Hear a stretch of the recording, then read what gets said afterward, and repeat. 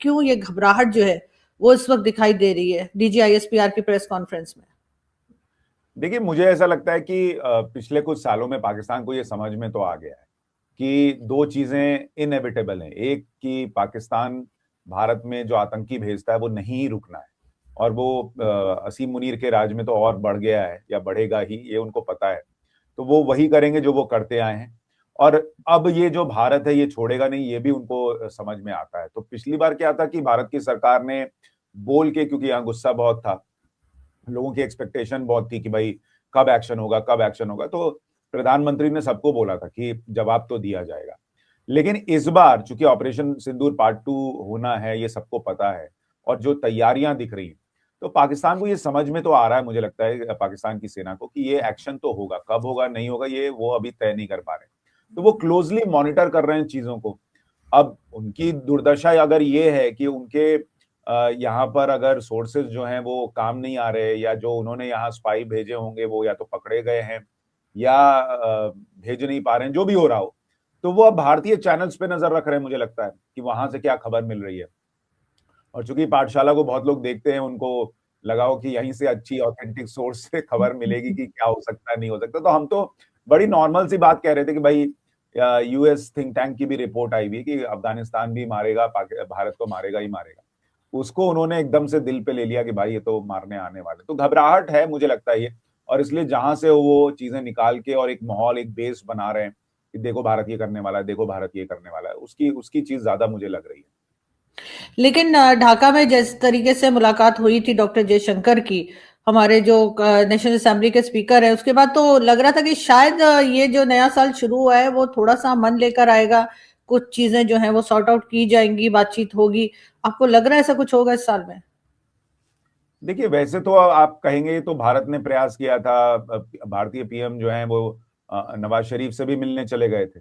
लेकिन अ, आपके मुल्क की प्रॉब्लम क्या है, मतलब पाकिस्तान में स्पेशली जो सेना है और वहां जो लोग हैं उनकी प्रॉब्लम क्या है कि उनके अपने इंटरनल फैक्टर्स इतने ज्यादा खराब हो रखे हैं कि आपके यहाँ महंगाई इतनी है, आपके यहाँ जो ग्रोथ है वो उतनी नहीं है, आप कर्जा लेके देश चल रहा है पाकिस्तान।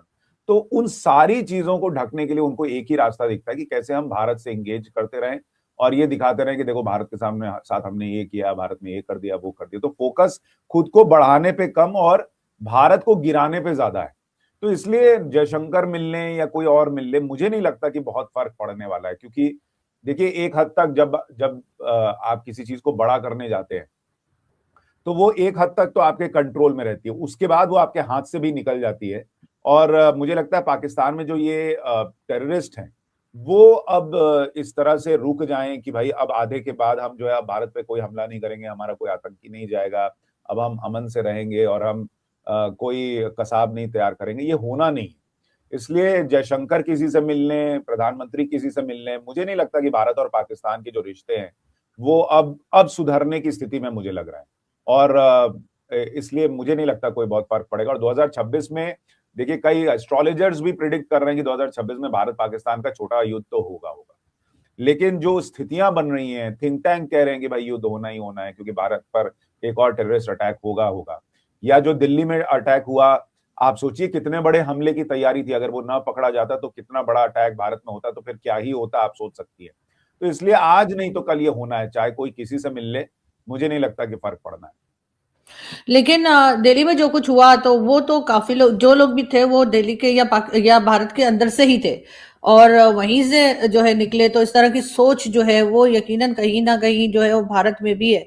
और आपका जो शो है वो उन चंद शोज में से जो बहुत डिसेंटली मतलब बात हो रही होती है, वो नहीं होता कि सब लोग लड़ रहे हैं या कोई इस तरह की, बल्कि एक टॉपिक को लेकर और आप बात करते हैं तो डेफिनेटली लोग देख रहे होंगे, हिंदुस्तान पाकिस्तान दोनों ही तरफ के। तो आपको नहीं लगता कि मीडिया की भी कुछ रिस्पॉन्सिबिलिटी आ जाती है कि थोड़ा सा मतलब जो टेंशन बनी हुई है उसको कम करें? क्योंकि पाकिस्तान ऑपरेशंस तो कर रहा है ना, चाहे वो KPK में हो या कहीं पे। लेकिन आपको क्या लग रहा है कि पंजाब में ऑपरेशन नहीं होता, जहां पे आप लोगों ने अटैक किया था? हम भी ये कहते हैं कि वहां पे ऑपरेशन क्यों नहीं होता जहां पे मसूद अजहर और हाफिज सईद जैसे लोग मौजूद हैं? और क्या हाफिज सईद या इस तरह के लोगों को अगर हैंडओवर कर दिया जाए, जो कि मुश्किल लग रहा है कि पाकिस्तान करेगा, तो क्या तब टेंशन कम हो सकती है? देखिए, अगर कर दे तब तो मुझे लगता है कि एक जेस्चर भी होगा कि पाकिस्तान सीरियसली सोच रहा है कि भाई आतंकवाद से लड़ना है, या जिन्होंने गलत काम किया है उनको सजा मिलनी चाहिए। क्योंकि पाकिस्तान आरजू जी आप ये देखिए कि एक लंबे अरसे तक तो उसने ये माना ही नहीं कि कसाब पाकिस्तान से था। वो तो पाकिस्तान के जर्नलिस्ट ने जो है वो फिर निकाल के दिखाया कि भाई ये तो कसाब जो है वो पाकिस्तानी है। हम्म। जब आप डिनायल मोड में रहेंगे तो चीजें कैसे सुधरेंगी?